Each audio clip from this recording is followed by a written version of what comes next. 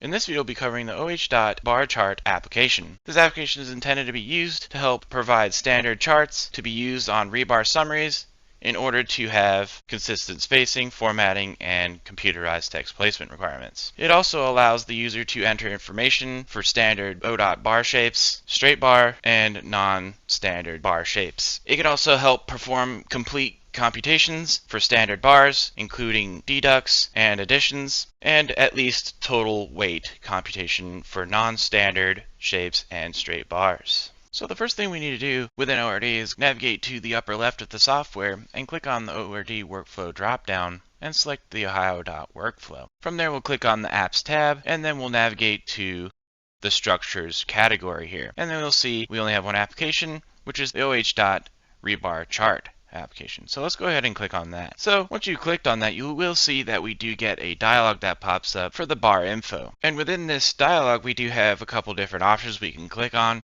We have the OHDOT standard shapes, straight and custom shapes, and then we also have, like all our other apps, we have a question mark button which takes you to the help documentation on how to use this application. Let's go ahead and click on the top button here, and we'll go through some different bar shapes within the application. Just to mention that we do have the version of the application located up in the upper left of the application. So if you ever have any issues with the application, feel free to send us what version you're using, and we should be able to help troubleshoot any issues that you may have. Breaking down some of the features within the application, we do have a bar shapes menu there. We also have a bar details section, calculated data, and make microstation text. So if we go ahead and just click on some of these, you'll see that we do have a dynamic view there that will update depending on which rebar you select. So let's go ahead and just click on the first one, and let's go ahead and do the bar details. So we want to just fill this out real quick, and let's just kind of put in a number here. So let's go ahead and put 2. We have a drop down here for the size of the bar. Let's just go with a 4. And if we have this series bar select, we can also activate that grayed out options area for the maximum. But for this option, let's just uncheck that for now, and we'll just click on through these. So we have A and B. So let's go ahead and just fill out those. And the number of bars we want to calculate, we'll just put 7.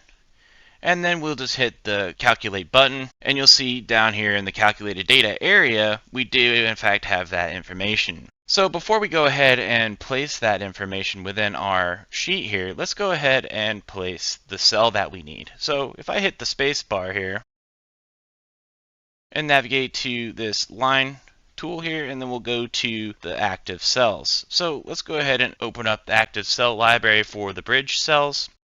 And we do in fact have those charts here, or tables. So if we go ahead and click through these, you'll see that we have 1, 3, 5, and 7.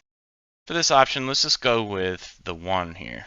Set that as the active, and we'll minimize that window. So now let's go ahead and place that within our sheet border here.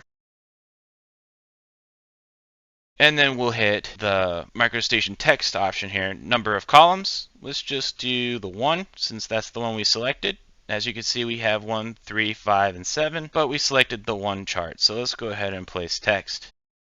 And when we do that, we do get a dynamic cell for these text options here. And if we click on this, you'll notice it'll fill out this chart for us. That is pretty much how the standard rebar shape tool works for this one. So let's go ahead and click X on that tool, and we'll go to the straight and custom shapes. So this tool basically looks the same, it just doesn't give you the preview. So if we have straight, bent, or type here, as we select these, it'll deselect the certain items that we don't need or need to use. So let's go ahead and press 3 here. Bar size, let's just select 5, and we will do the length of 56. Number of bars, we'll just do 5. And then we'll hit the compute button. And then we get the total summary of total feet and number of pounds. We get to select again the chart that we want to use. For this case, we have the 1 chart, so let's go ahead and place text. And as you can see, we can also place that text as well. So that pretty much covers the Rebar Chart application. If you have any questions or concerns on what we've just covered within this video, feel free to reach out to us at the CADD Mapping Services group via service request here, and we'll get back to you as soon as we can.